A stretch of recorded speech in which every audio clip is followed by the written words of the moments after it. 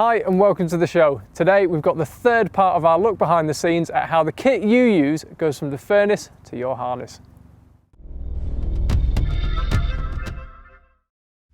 In our last few weeks at DMM, we've learned about all of the different elements that go into the design of your climbing gear, and we've seen a simple metal rod transformed into a fully functional carabiner. But now it's time to check out the most important stage of the process, the testing. So Dougie, we're here at the drop tower. Yeah. Where does this come into the process? We'll be using the drop tower through the whole development process to validate designs as we do them, test prototypes, but particularly we use the facility to sort of really check the products before they go to market. We want to test them in every sort of situation and try and think of the weird and wacky sort of situations they could get into. So this is a big part of your prototyping process? Yeah. And then you have this graph here. That will be the data logger. That basically takes the data from the load cell, which basically can measure the force that's being loaded through the beam, and then it basically tracks the force relative to the time. You can work out what strain your piece of equipment went through. Work out what force things are breaking at, and we can look at the graphs, the force graphs, to see how load's being applied to it. This is quite a fun part of the process, isn't it? Yeah, I guess so. It's certainly one of the more visual bits.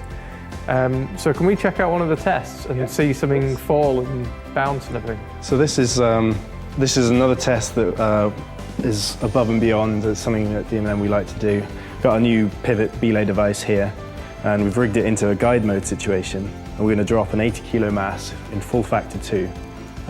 So basically that means you've belayed someone up in the guide mode, the auto locking mode, and they're now above the belay device. Exactly. So this is a situation that you should never ever get into.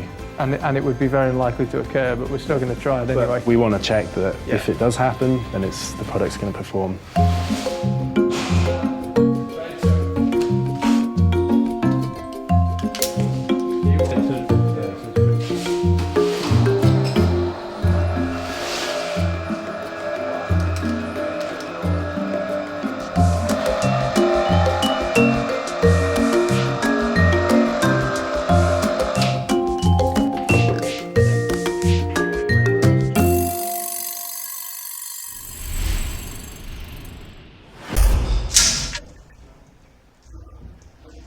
So Dougie, that was a factor 2 fall, which if you use the device correctly, you should never get. Can we have a look at the forces?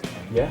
Basically what you can see here is as the mass was falling, slowly it loads onto the device, creates a peak force of just over 3 kilonewtons.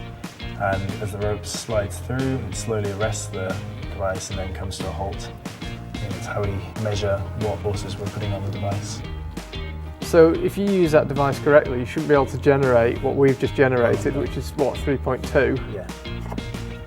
This apparently has a breaking strain of 23 kilonewtons. Yeah. So it's 8 or 9 times the strength. Above that, yeah.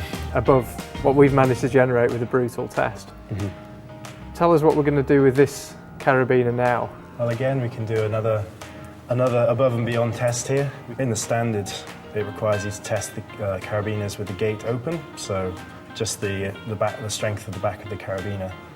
What we can do is a dynamic version of that. We'll load the carabiner with a sling with a 80 kilo mass and see how it performs. Great, let's have a look.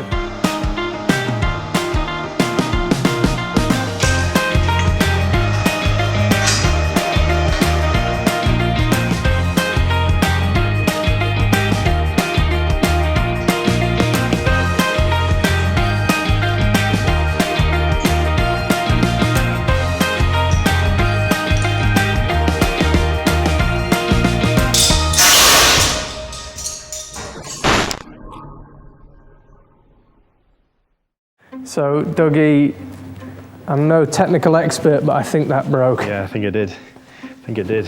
So what have we got? Got one bit here. We've got part of the back. Okay. And here's the gate. So yeah, it was a pretty extreme scenario there.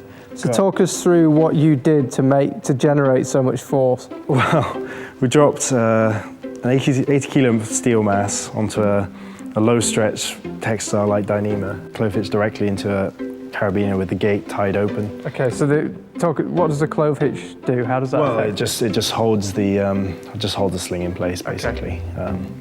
Stops it from sliding off. And then we cable tied the carabiner gate open. It's a sort of situation you couldn't engineer.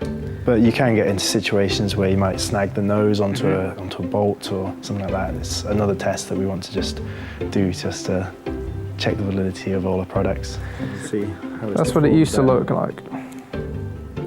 Well, having seen the damage, it's quite sobering to actually watch a piece of climbing equipment break. It's also quite reassuring because we had to pin the gate open, we had to drop a static load, not a human body or a harness that has a bit of give, and we had to generate a factor 2 fall, clove hitched in with a completely static sling. So it really brings it home just how tough the equipment is, but it's also fascinating to see it actually tested to destruction, and that's what it looks like.